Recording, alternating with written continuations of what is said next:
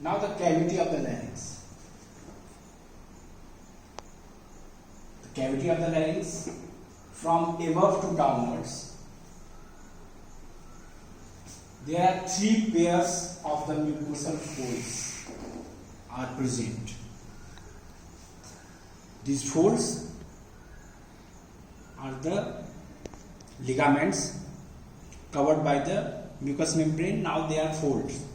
Now this first, it is the airy epiglottic folds present on the both side. This is the airy epiglottic folds one side, and this is the airy epiglottic folds on the two sides, other side. Now between these two airy epiglottic folds there is a space, and this space opening, this is the laryngeal inlet. The laryngeal inlet, this is the laryngeal inlet. It is obliquely placed, directed downwards and backwards. Behind this laryngeal inlet, it is the laryngopharynx, and it itself continue at the larynx. So this laryngeal inlet is the communication between the larynx and the laryngopharynx. Laryngopharynx situated behind. If you see this laryngeal inlet, this is the upper end, it is the epiglottis. Anteriorly it is bounded by the epiglottis, while the posteriorly it is the interarachnoid fold of the mucous membrane. And these two lateral folds, this is the airy epiglottic fold. So this airy epiglottic folds forms the lateral boundary of the laryngeal inlet.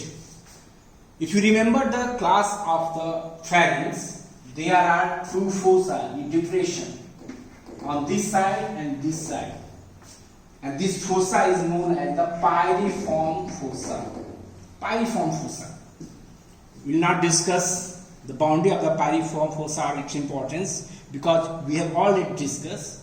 So the importance is this airy epiglottic fold separates this pyriform fossa from this laryngeal inlet. This airy epiglottic folds we discussed earlier. Through these folds provides presents two muscles, that is the airy epiglotticus and the thyroepiglotticus. There are two muscle cartilages, that is the corniculate and the cuneiform, present in this fold, and this green layer, this green structures, it is the quadrangular membrane, while below this green membrane layer it is the cricovocal membrane. These two membranes present in this section.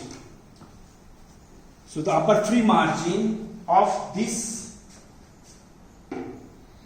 quadrangular membrane is present in this airy epiglottic fold. Now, after the airy epiglottic folds, the next fold present, it is the vestibular fold. Vestibular fold, this is the vestibular fold. In this diagram, it is the vestibular fold. We have discussed earlier what is the vestibular fold. It is the vestibular ligament covered by the mucous membrane. That is the frame structure formed by the vestibular ligament, and it is covered by the mucous membrane, and it becomes the vestibular fold. This vestibular fold is also known as the false vocal cord.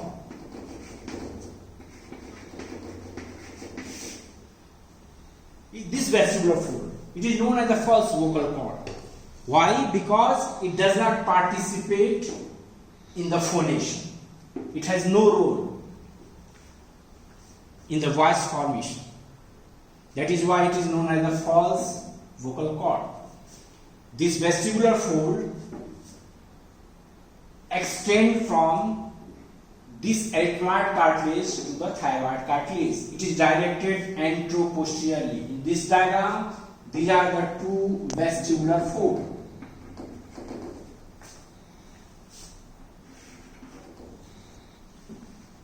Now, there is a space between these two vestibular folds. This space is known as the rima vestibula.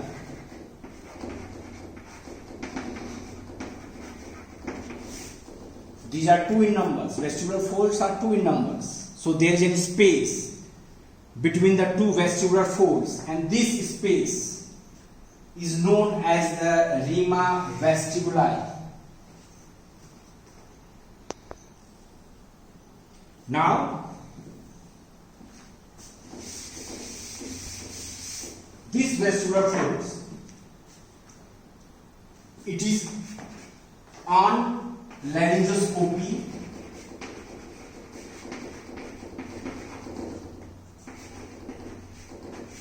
It appears pink in color. Pink in color.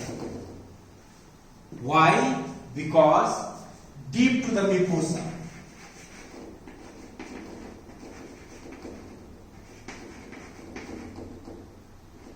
deep to mucosa, or we can say deep to the mucous membrane, there is a layer. It is the submucosa. Submucosa is present in this vestibular fold, and this submucosa contains the capillary plexus.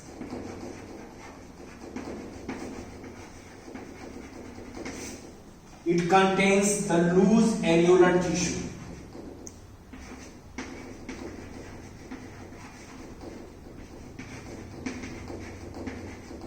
And this submucosa contains the mucus gland. Mucus gland. So, in short, this vestibular folds has the submucosal space. This submucosal space deep to the mucosa. And this submucosal space filled with the capillary plexus, loose areolar tissue, and it is the mucus gland. This mucus gland, their secretions lubricate this vestibular fold, and that is why on endoscopy it gives appearance pink in the color. While the space between these 2 vestibular folds, this space, it is the rima vestibuli.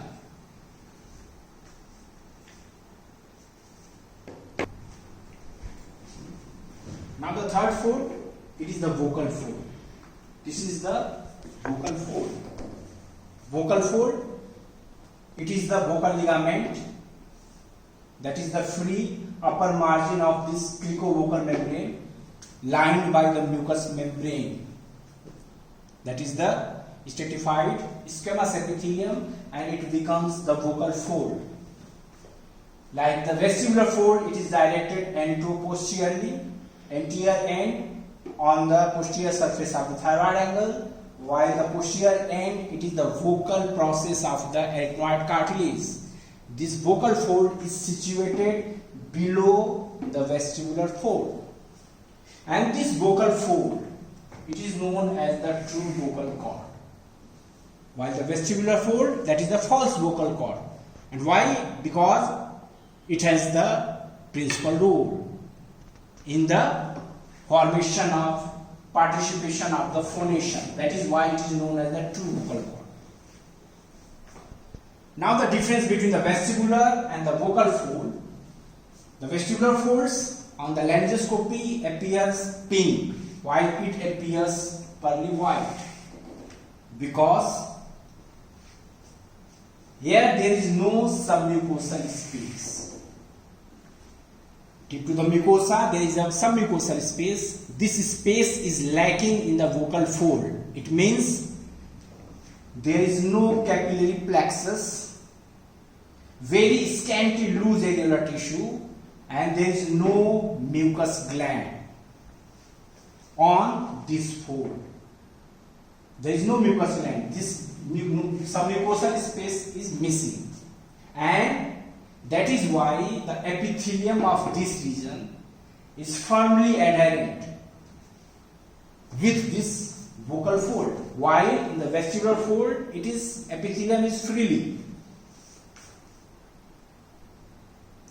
The space, now the space between the two vocal folds, it is the rima glottis.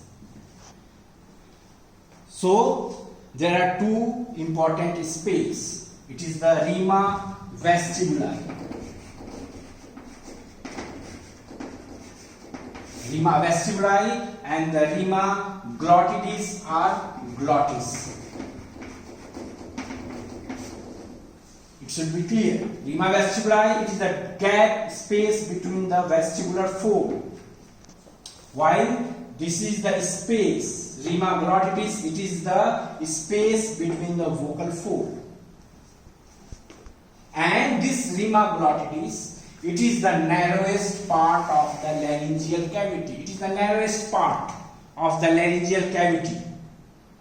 And its anteroposterior diameter.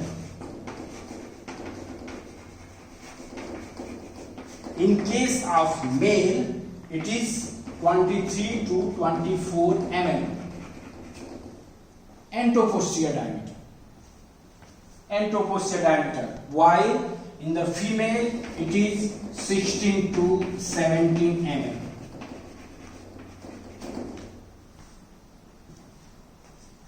So, it is the rima glottis.